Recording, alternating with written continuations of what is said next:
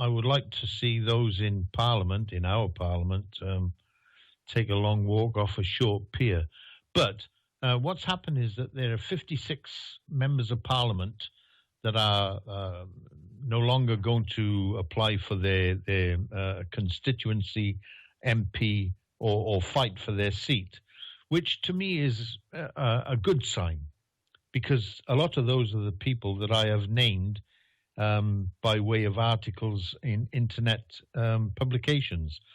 And so I know I'm hurting the people in the right place, but they will all be accountable later if anybody wants to take this challenge up, if we've got one decent, innocent, caring police officer and a financial accountant and auditor, because we could recover from the library of forensic evidence that I have a couple of $100 billion, because I know where it went. I know how the transfers were made, who the individuals are that took the money, and where it's been held, in which location. And all it needs is to go and recover it. And that would save our National Health Service, the police, the armed forces, old age pensioners, their health care for the next 200,000 years. But it takes honest people. And until my country gets together and understands what I'm doing can all be proven in a court of law. But I still hold the same views for people in Australia and New Zealand. You have a place very close to you, Fiji Islands, where I uncovered the same scumbags who are running the Vatakula gold mine, which delisted from our stock exchange, where there's a massive story to that. It's nothing more than an elaborate fraud, where the miners of Fiji, Vatakula, have been taken for, their lives have been destroyed by con artists, and Australian con artists.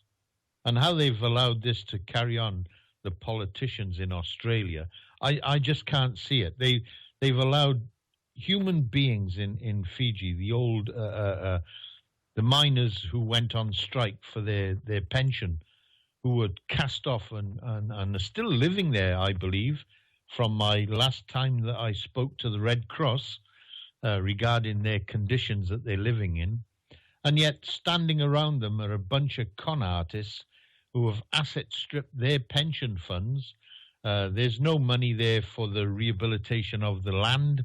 And these people are the people that need to be brought to justice, not by the United Kingdom, although it's a Commonwealth country, is that the Australian government should stand up and bring these people to book.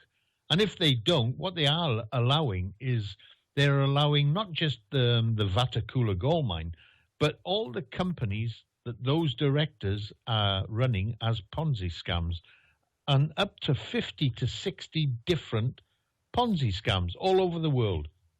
And that's making it so complex that unless somebody's actually really, really determined to find out the truth, nobody will. We'll just stumble across it by accident. Well, it's not that. As I said, it's like uncovering veneer layer by layer to understand that this is not just a one or two directors that are extracting the urine. These people, this is industrial organized crime.